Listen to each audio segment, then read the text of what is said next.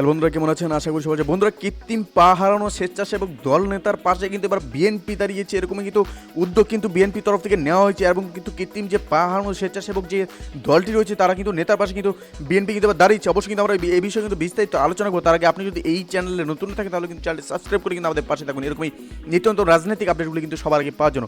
তাহলে চলো বন্ধুরা, শুরু করা যায়। লক্ষ্মীপুরের দল ঘোষিত হরতাল কর্মসূচি পালনকালে কিন্তু কৃত্রিম পা হারানো সদর পূর্ব স্বেচ্ছাসেবক দলের কিন্তু যুগ্ম আহ্বায়ক মুক্তার হোসেনের পাশে কিন্তু এবার দাঁড়িয়েছে বিএনপি। বৃহস্পতিবার কিন্তু দুপুরে রাজধানীর শ্যামলীতে কিন্তু ব্র্যাক কৃত্রিম পা সংযোজন কেন্দ্রে কিন্তু বিএনপির ভারপ্রাপ্ত চেয়ারম্যান তারেক রহমানের পক্ষ থেকে কিন্তু তাকে কৃত্রিম পা হস্তান্তর বা আর্থিক সহযোগিতা দেন বা দলের কিন্তু সিনিয়র যুগ্ম মহাসচিব রুহুল কবির রিজভী এবং কিন্তু এ সময় কিন্তু রিজভির সঙ্গে বিএনপির স্বাস্থ্য বিষয়ক সম্পাদক ডক্টর রফিকুল ইসলাম কিন্তু উপস্থিত ছিলেন। তিনি কিন্তু মুক্তার হোসেনের চিকিৎসার সার্বিক খোঁজখবর কিন্তু রাখছেন।